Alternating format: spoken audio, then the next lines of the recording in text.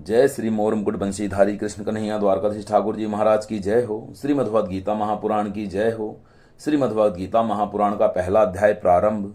धृतराष्ट्र बोले, हे संजय, धर्म भूमि कुरुक्षेत्र में इकट्ठे हुए युद्ध की इच्छा वाले मेरे और पांडु के पुत्रों ने क्या किया।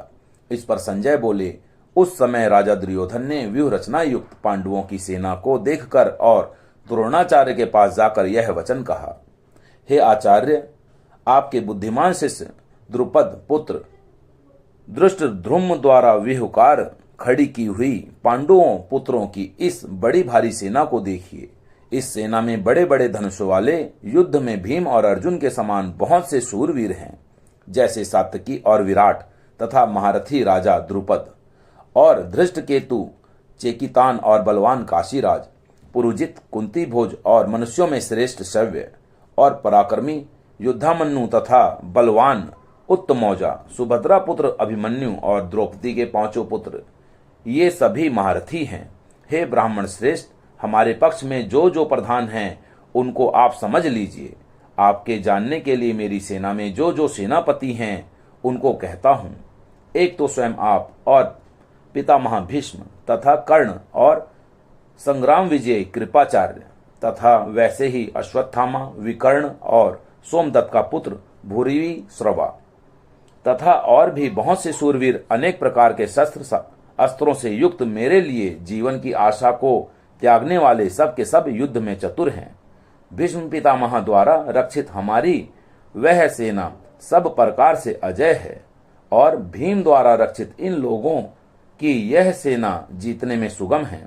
इसीलिए सब मोर्चों पर अपनी अपनी जगह स्थित रहते हुए आप लोग सबके सब ही निसंदेह भीष्म पितामह की ही सब ओर से रक्षा करें। इस प्रकार द्रोणाचार्य से कहते हुए दुर्योधन के वचनों को सुनकर कौरवों में वृद्ध बड़े प्रतापी पितामह भीष्म ने उस दुर्योधन के हृदय में हर्ष उत्पन्न करते हुए उच्च स्वर से सिंह की नाद के समान गर्ज कर शंख बजाया।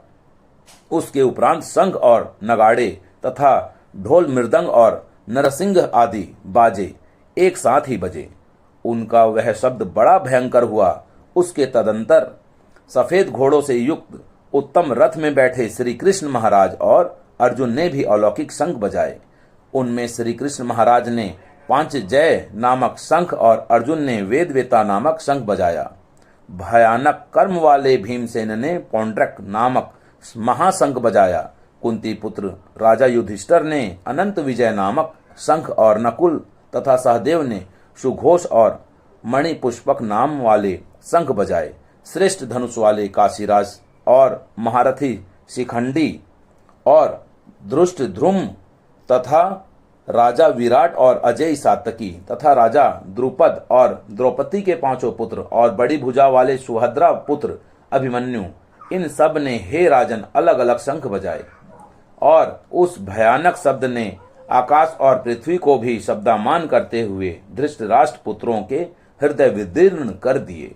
हे राजन, उसके उपरांत कपिध्वज अर्जुन ने खड़े हुए धृतराष्ट्र पुत्रों को देखकर उस समय शास्त्र चलने की तैयारी के समय धनुष उठाकर हरिकेश श्री कृष्ण महाराज से यह वचन कहा, हे अच्युत्य, मेरे रथ को दोनों सेनाओं के बीच में खड़ा करिए, जब तक मैं इन स्थित हुए युद्ध की कामना वालों को अच्छी प्रकार से देख लूं कि इस युद्ध रूप व्यापार में मुझे किन किन के साथ युद्ध करना योग्य है।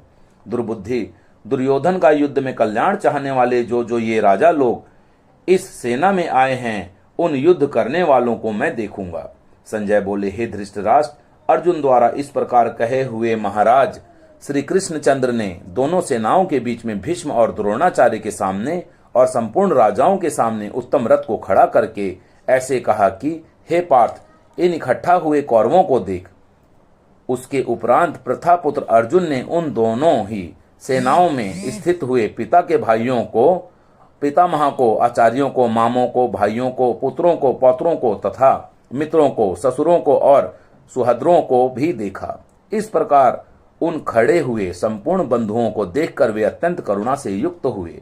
कुंती पुत्र अर्जुन शोक करते हुए यह बोले, श्री कृष्ण, इस युद्ध की इच्छा वाले खड़े हुए स्वजन समुदाय को देखकर मेरे अंग स्थिर हुए जाते हैं और मुख भी सूखा जाता है, और मेरे शरीर में कंप तथा रोमांच होता है, तथा हाथ से गांडीव धनुष गिरता है, और त्वचा भी बहुत जलती है, तथा मेरा मन भ्रमित सा हो रहा है।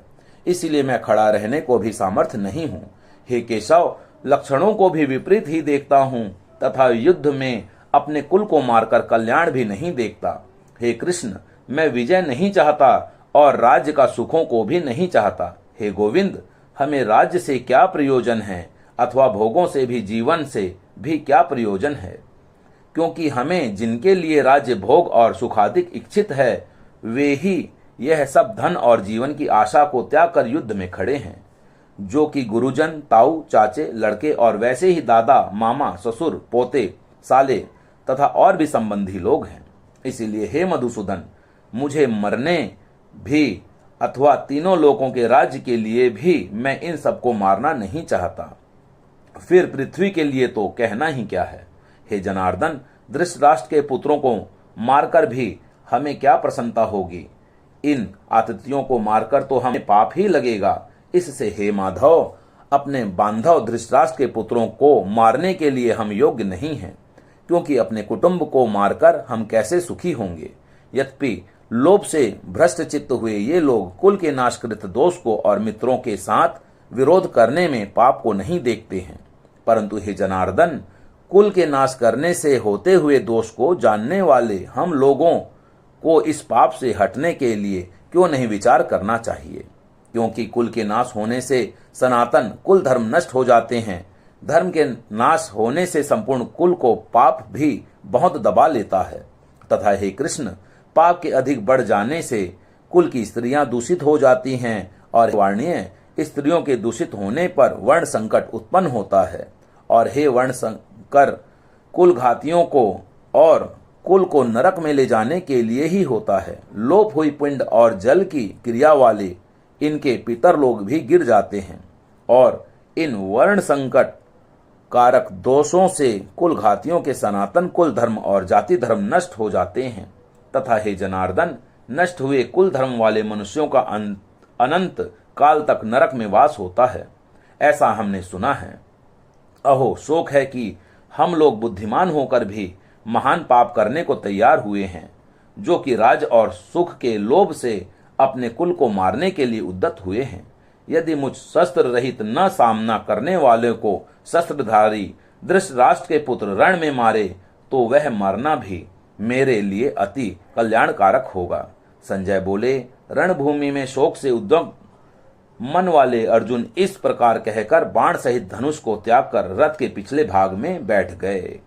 श्रीमद् भगवद गीता महापुराण की जय हो। श्रीमद् भगवद गीता महापुराण का दूसरा अध्याय संपन्न। जय श्री मोर मुकुट बंसीधारी कृष्ण कन्हैया द्वारकाधीश ठाकुर जी महाराज की जय हो। श्रीमद् भगवद गीता महापुराण की जय हो।